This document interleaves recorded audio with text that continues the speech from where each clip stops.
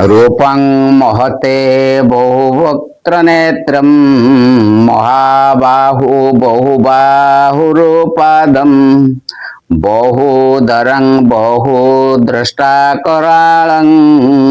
दृष्ट्वा लोका प्रबुद्धि तथाहम्।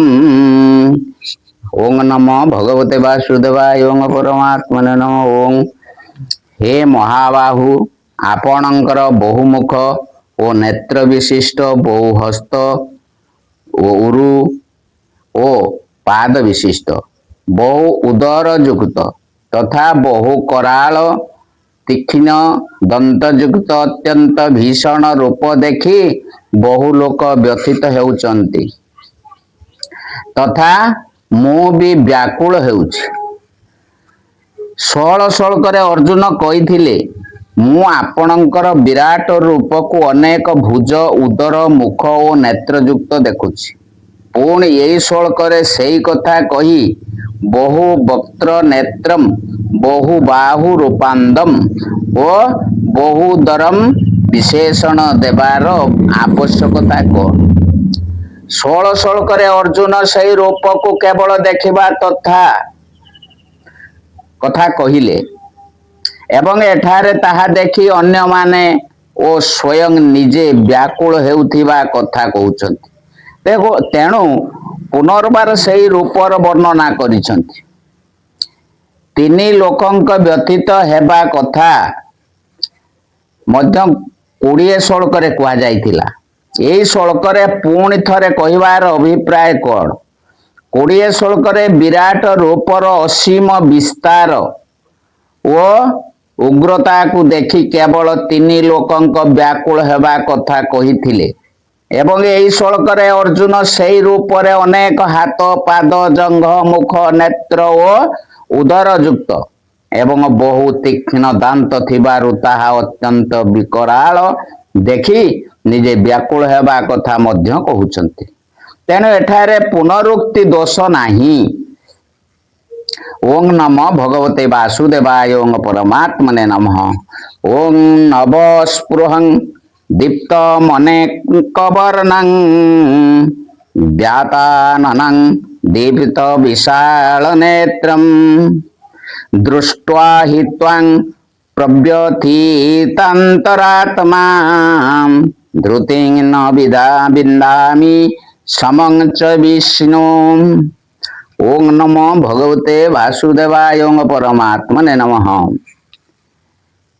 कारण हे विष्णु आकाश को स्पर्श करुथिबा देवीप्यमान अनेक वर्ण विशिष्ट तथा विस्तारित मुखयुक्त ओ प्रज्वलित विशाल नेत्र युक्त आपणक रूप को देखि मोर अंतकरण भयभीत हेउछि एवं मु धैर्य और शांति पाउ नाही।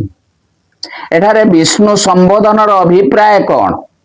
भगवान को विष्णु नाम रे संबोधन करी अर्जुन देखाउचंती आपण साक्षात विष्णु ही पृथ्वी रो भार लाघव करिवा पाई कृष्ण रूप रे प्रकट होइचंती। तेणु आपण मोर व्याकुलता दूर करिवा पाई यही विश्व रूप को संवरण करी विष्णु रूप रे प्रकट हुअन्तु। 20 श्लोकरे स्वर्ग और पृथ्वी मध्य थिवा आकाश भगवान द्वारा व्याप्त बोली कही से तार असीम दैर्घ्यर वर्णना करी सारी थिले। पुणी एठारे नभस्पृशम विशेषण देवा कहीं की आवश्यक है। 20 श्लोकरे विराट रूपर दैर्घ्य प्रस्थ वर्णना करी तिनी लोक व्याकुल हेउतिबा कथा कहिथिले एवं यही श्लोकरे तार प्रथम एही श्लोकरे तार असीम दैर्घ्य देखि अर्जुन निज व्याकुलतार तथा धैर्य और शांति नाशर वर्णना करिसंति। तेणु एठारे नभस्पृशम विशेषण प्रयोग करा जाइछि। 17 श्लोकरे दीप्तिमंतम विशेषण दिया जाइथिला।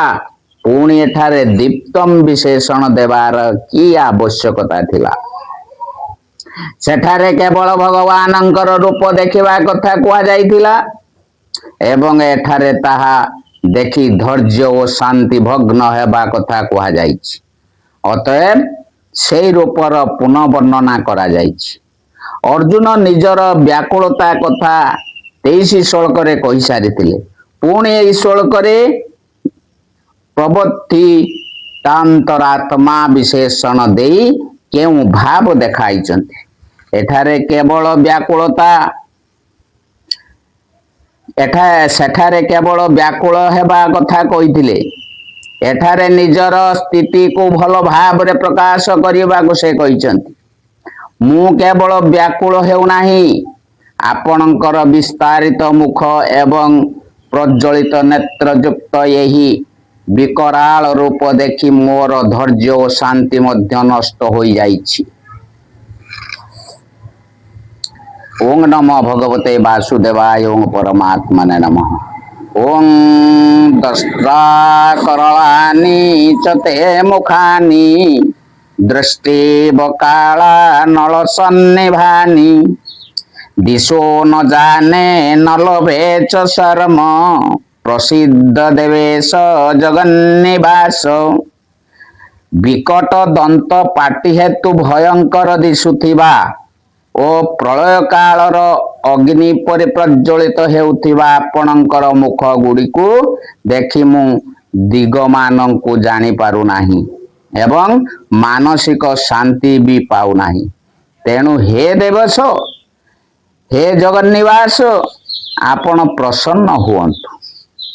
23 ଶ୍ଲୋକରେ ଭଗବାନଙ୍କର ବିରାଟ ସ୍ୱରୂପର ବିଶେଷଣ ବହୁ ଦ୍ରଷ୍ଟା କରାଳମ୍ ଦିଆଯାଇଥିଲା। ପୁଣି ଏଠାରେ ତାଙ୍କ ମୁଖମାନଙ୍କ ପାଇଁ ଦ୍ରଷ୍ଟା କରଳାନି ବିଶେଷଣ ଦେବାର ଆବଶ୍ୟକତା କ'ଣ? ସେଠାରେ ସେହି ରୂପ ଦେଖି ଅର୍ଜୁନ ନିଜର ବ୍ୟାକୁଳତା ପ୍ରକାଶ କରିଥିଲେ ଏବଂ ଏଠାରେ ଦିଗ୍ଭ୍ରମ ଓ ସୁଖର ଅଭାବ କଥା ବିଶେଷ ଭାବରେ କହୁଛନ୍ତି। ତେଣୁ ସେହି ବିଶେଷଣଟି ପୁନର୍ବାର ମୁଖମାନଙ୍କ ସହିତ ପ୍ରୟୋଗ କରାଯାଇଛି। ଦେବେଶ ଓ ଜଗନ୍ନିବାସ ଏହି ଦୁଇ ସମ୍ବୋଧନ ପ୍ରୟୋଗ କରି ଭଗବାନଙ୍କୁ ପ୍ରସନ୍ନ ହେବା ପାଇଁ ପ୍ରାର୍ଥନା କରିବାର ଅଭିପ୍ରାୟ କ'ଣ? ଦେବେଶ ଓ ଜଗନ୍ନିବାସ ଏହି ଦୁଇ ସମ୍ବୋଧନ ପ୍ରୟୋଗ କରି ଅର୍ଜୁନ ଦେଖାଉଛନ୍ତି ଆପଣ ହେଉଛନ୍ତି ସମସ୍ତ ଦେବତାଙ୍କର ସ୍ୱାମୀ, ସର୍ବବ୍ୟାପୀ ଓ ସମସ୍ତ ଜଗତର ପରମାଧାର। ଏହି କଥା ମୁଁ ଆଗରୁ ହିଁ ଶୁଣିଥିଲି ଏବଂ ମୋର ବିଶ୍ୱାସ ମଧ୍ୟ ଥିଲା ଯେ ଆପଣ ପ୍ରକୃତରେ ଏହିପରି। ଆଜି ମୁଁ ନିଜେ ଆପଣଙ୍କର ସେହି ବିରାଟ ସ୍ୱରୂପ ପ୍ରତ୍ୟକ୍ଷ ଦେଖିଲି। ତେଣୁ ଆପଣ ଯେ ଦେବେଶ ଓ ଜଗନ୍ନିବାସ, ସେଥିରେ ଆଉ କୌଣସି ସନ୍ଦେହ ରହିଲା ନାହିଁ। ପ୍ରସନ୍ନ ହେବା ପାଇଁ ପ୍ରାର୍ଥନା କରିବାର ଭାବ ହେଉଛି, ପ୍ରଭୁ ଆପଣଙ୍କର ପ୍ରଭାବ ତ ମୁଁ ନିଜେ ପ୍ରତ୍ୟକ୍ଷ ଦେଖିଲି, ପରନ୍ତୁ ଆପଣଙ୍କର ଏହି ବିରାଟ ରୂପ ଦେଖି ମୋର ଦଶା ବଡ଼ ଶୋଚନୀୟ ହୋଇଯାଉଛି। ମୋର ସୁଖ, ଶାନ୍ତି ଓ ଧୈର୍ଯ୍ୟ ନଷ୍ଟ ହେବାର ଲାଗୁଛି। ଏପରିକି ମୋର ଦିଗ ଜ୍ଞାନ ବି ରହୁନାହିଁ।